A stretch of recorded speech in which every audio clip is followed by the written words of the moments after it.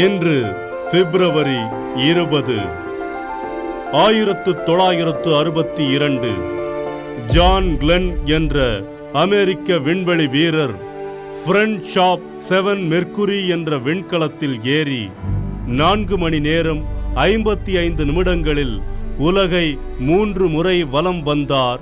இன்று